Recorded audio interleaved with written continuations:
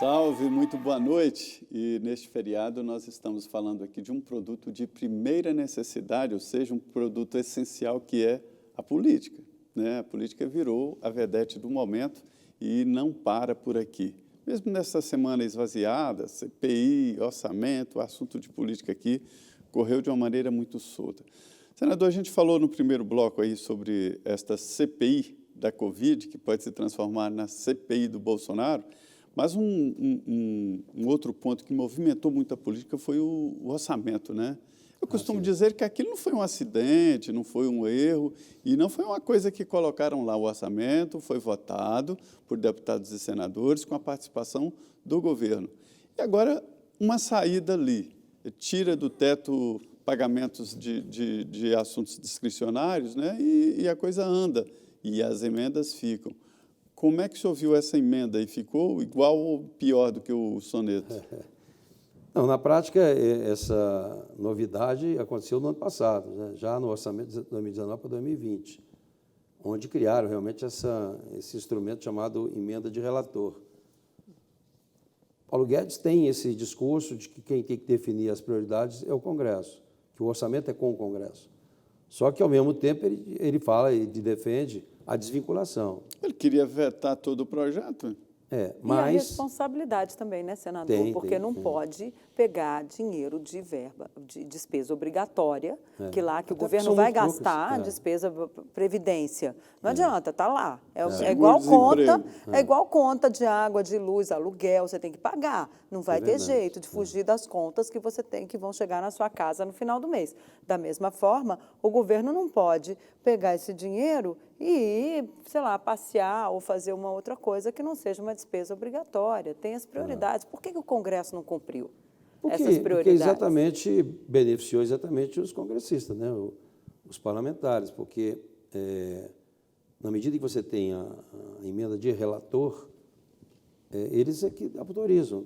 Tanto é que em 2020 aconteceu isso e muitos ministérios tiveram que pedir o relator, mesmo que já não era mais relator, mas ele era o relator no momento, tinha que pedir autorização. Então, fazia ali toda a priorização. E repetir agora.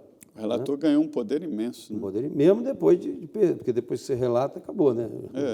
Mas ele continua ainda autorizando e definindo. É até bom explicar, né, para os nossos telespectadores, para as pessoas que estão nos assistindo, existem agora vários tipos de emenda, né? Tem a emenda individual do deputado, a emenda individual do senador.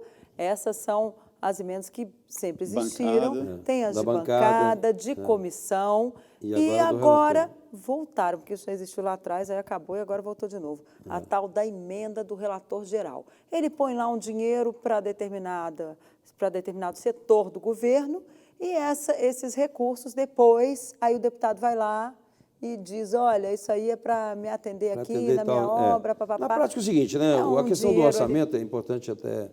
O pessoal critica muito o orçamento, mas muita gente acha que o orçamento é para o deputado ou é para o senador, que não é verdade. Na prática, eu vejo assim, quem conhece um pouco mais, né, quem conhece a realidade do município, são os parlamentares. Você vê que os tecnocratas, os burocratas aqui dos ministérios não conhecem, né? Poucos conhecem. Então, quem sabe o que é melhor, lógico, tem que ouvir a população, tem que ouvir a comunidade, que normalmente é o que deveria acontecer ou acontece, né? Então, quem sabe o que é melhor para a comunidade é quem representa. Então, de fato, a gente briga muito. Eu, por exemplo, tenho as emendas individuais. Não é para mim, eu coloco exatamente onde eu vejo que tem mais necessidade e tal. Aí tem a emenda de bancada, que normalmente, quando foi criada, aliás, inclusive agora é tudo... elas são obrigatórias, vamos dizer assim, né? Emenda impositiva, que se chama. Que o governo é obrigado a cumprir, a executar aquilo que está ali, ou seja, é obrigado a liberar esse dinheiro. Porque antes o que acontecia, por exemplo, eu era oposição quando eu fui deputado, né? O PT era governo. Então é o seguinte, cada discurso que você fazia, ou você votava contra o governo, eles iam anotando, não liberava nada. Ele só dava as emendas individuais para quem era a base de governo. Então não era justo isso. Então, nós aprovamos a emenda individual impositiva, ou seja, independente de ser oposição, se a situação tem que cumprir. Se cortar, tem que cortar todo mundo de forma, né, uniforme. Aí depois nós criamos a emenda de bancada impositiva, que agora também é impositiva, que, em princípio, era para projetos estruturantes. Então, vai construir uma ponte, né? Você não pode botar só esse ano. No ano seguinte, você tem que complementar para garantir a obra. Essa é a emenda de bancada. A de comissão, já normalmente são para ciência e tecnologia, educação, né? Saúde, são emendas maiores e que você aprova também na comissão. Essas, normalmente, essa não é impositiva, portanto, depende muito da articulação dos parlamentares. Senador, e agora a figura do emenda de relator. O senhor é considerado um parlamentar independente, que faz uma luta política pelo DF e não tem essa ojeriza pelo presidente Bolsonaro e nem ojeriza pelos partidos de esquerda. Enfim, é uma posição muito importante no Congresso Nacional. Como é que o senhor vê esse acerto aí para a formação da base do presidente Jair Bolsonaro no Congresso Nacional? O Centrão indicou uma ministra muito importante, né? Ministra da Secretaria de Governo. Como é que o senhor viu esse arranjo da base? O que está faltando? Eu acho assim, né? Por exemplo, faltou um pouco prestigiar o Senado. Hoje nós temos, parece que são três deputados que são ministros. Ministros, é. O Senado não tem nenhum representante. Apesar que eu acho que, né, eu até tenho um projeto que está tramitando, proibindo até o cara para assumir o ministério ou para assumir uma secretaria, deveria renunciar ao mandato, porque ele foi eleito para isso. Mas nunca foi discutido também, o pessoal não tem interesse nisso. Mas, de qualquer forma, quando você nomeia, né, ministros, deputados, né, fica aí o Senado, né, ou seja, desprestigiado, vamos dizer assim. Então, acho que faltou isso. Acho que o governo esqueceu um pouco o Senado, né? Então, perdeu um pouco. Ele não tem maioria no Senado. Não tem, de forma E na Câmara, o senhor vê uma maioria? Por enquanto, sim, né? Porque o Centrão, né, com esse espaço... Opera bem, né? Opera bem. Então, fez o presidente da Câmara. E era necessário fazer esse acordo? Eu acho que não era o programa dele, né? Quer dizer, na prática, ele sempre falou o contrário, exatamente o contrário. Basta ver aí o depoimento do ministro general Heleno, o que ele falou, né? Então, você vê o que ele dizia isso, né? Mas... Pega, né? Se correr, pega não sei o quê, mas deixa para lá. Mas eu digo assim, eu acho que... Não, senador, agora que o senhor lembrou, o senhor falou... Não, o general Heleno disse uma vez, se correr, aquela música, né? Não sei o quê. Se pega ladrão. Se gritar, não fica meu irmão, não sei o quê, né? Ele falou. Então, esse que é o problema. A minha maior preocupação na política é isso, porque, primeiro, quem não gosta de política vai ser governado por quem gosta.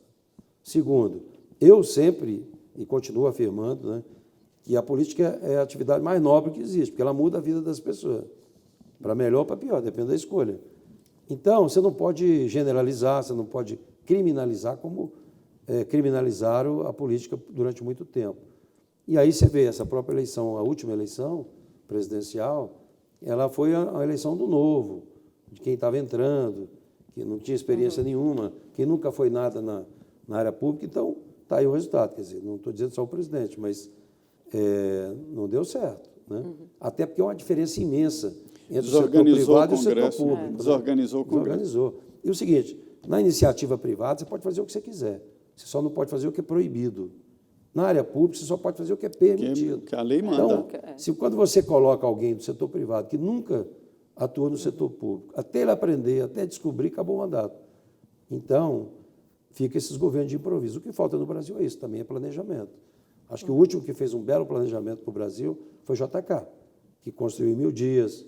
Né? Você sabe que Brasília fez a diferença para o país. Né?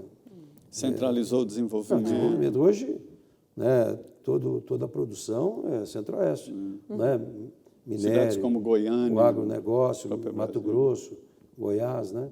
E o próprio norte também, quer dizer, Brasília foi que... Agora, ele também tinha base política, né, senador? JK tinha base política no seu governo. O senhor está dizendo que Jair Bolsonaro não tem essa base hoje tão sólida no Senado, embora na Câmara ele ainda tenha uma grande sustentação. Esse acordo do orçamento fechado essa semana e aprovado, o senhor acha que isso já afasta qualquer perigo de impeachment para o presidente? Ele pode dormir tranquilo ou o fantasma ainda vai ficar por aí? Eu acho que impeachment, a gente não tem mais ambiente para impeachment, né, cara? Já, poxa, depois que entramos na redemocratização, caramba, já cola, Dilma, não é? Não dá. Então, acho que a gente precisa, acho que o processo democrático é nas urnas. Não está satisfeito, quando chegar a eleição muda, né? Lógico, tem que observar para também não ir contra a Constituição ou a lei de responsabilidade fiscal. Por isso é que esse orçamento teve que aprovar a flexibilização exatamente do Covid, porque, veja bem, o que aconteceu em 2020? Em 2020 nós criamos um orçamento separado, um orçamento de guerra, um orçamento para a Covid. 2021 não. A gente não criou o orçamento emergencial, até porque não está mais em estado de calamidade, né? Venceu o 31 de dezembro. Então, o ajuste está sendo feito no orçamento, que já não é fácil, porque 93% do orçamento já é vinculado. Sobra 7% aí para despesas e investimento. Você vê que praticamente o Brasil não tem mais investimento, muito pouco. Então, o que está tendo agora é PPP, né, parceria público-privado, tem muita empresa estatal. Um orçamento de 4 trilhões e 300 bilhões de reais, a dívida, o pagamento da dívida, o chamado serviço da dívida, mais folha de pagamento e previdência levam logo leva tudo, 3 quase, né? trilhões. Você vê que só de 4, a dívida, 3 trilhões. Só a dívida e o pagamento dos juros leva metade do orçamento. 2 Aí você trilhões. já tem a previdência, tem, né, as despesas Folha de educação, pagamento. saúde, folha, acabou.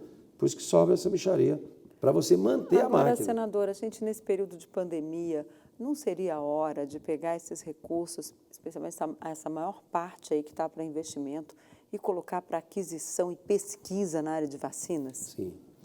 Bem, isso a gente pôde fazer, Tem inclusive, 20 bilhões, orçamentário. tem 20 bilhões, né, para a Covid. Nossa. Mas nós isso ele já aprovamos, liberou, o né? ano passado. Foi Foi, Não, mas no 2020. orçamento de 2021. Não, sim, porque é para aquisição de vacina, porque não adquiriram, agora que está, né? O Brasil deixou de Correndo adquirir lá atrás, atrás, né? Então, vacina para nós é prioridade hoje, né? Agora, Ela falou de pesquisa. Né? o FNDCT, o Brasil, o que acontece? O Brasil perdeu a capacidade, né, de investimento, falta de investimento em ciência, tecnologia e inovação. Você vê que faltou respiradores, coisa simples, de qualquer indústria podia produzir, mas a gente perdeu essa capacidade. Pesquisa, o orçamento nosso de 2020 já era menor do que 15 anos atrás. Eu tenho 17 anos que eu estou falando disso, que eu sempre fui presidente da Frente de Ciência e Tecnologia. Foi secretário, né? Fui secretário e sei da dificuldade. Hoje o pessoal fica reclamando, né, que não tem vacina, que a vacina são dos países desenvolvidos. E é mesmo, porque vê o orçamento de ciência e tecnologia dos Estados Unidos, da Coreia, de Israel, né, da China, né, e o Brasil fica patinando. Os produtos fármacos, 90% são importados. Nós não temos capacidade de produzir os medicamentos. Aí o pessoal quer quebrar patente. Né? Aí você, quer dizer, falta de investimento. Eu apresentei um projeto, porque a gente fez as mudanças na legislação de ciência e tecnologia, mas faltava recurso. Você não faz ciência e tecnologia com discurso, tem que ter recurso. Claro. Então, o Fundo Nacional de Ciência e Tecnologia, que é o principal fundo de financiamento da pesquisa de inovação, era contingenciado. Em 2020 foi contingenciado 90%. Dos 6,5 bilhões que tinha no orçamento, só foi aplicado 650 milhões. Ou seja, 90% foi para pagamento de dívidas, essas coisas. Então, eu apresentei o projeto, nós aprovamos em dezembro do ano passado, proibindo o governo de contingenciar. E também transformando, porque além de contingenciar 90%, eles ainda liberam no final do ano, não dá tempo de fazer. E aí você tinha que devolver para o Tesouro. Então, nós aprovamos, vetaram, derrubamos o veto. Agora, no orçamento não estava previsto, aí nós exigimos que promulgasse antes do orçamento, e agora vamos corrigir o orçamento. Para isso vai ter que ter um PLN, né? Um projeto, o governo tem que mandar um projeto para o Congresso para ser aprovado, repondo esse recurso de ciência e tecnologia. Que é o acordo que nós fizemos. Mas isso já tem algum prazo para o governo fazer isso? O governo ainda, né, tem prazo ainda para publicar o orçamento. Né? Então, não publicou ainda. Que vence amanhã, quinta-feira. Né? Exatamente, vence amanhã. Então, após a publicação, nós vamos ter que fazer os ajustes.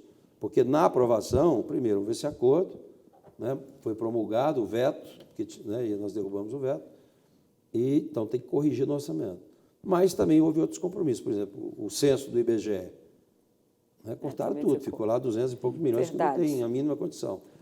Cortaram o dinheiro dos institutos federais, da educação, Então, a gente vai ter que negociar isso agora no PLN. Ok, nós vamos para um rápido intervalo, mas você continua por aqui, porque ele esteve essa semana com o ministro da Ciência e Tecnologia e tem muita novidade para você aqui sobre vacinas. Voltamos em 2 minutos.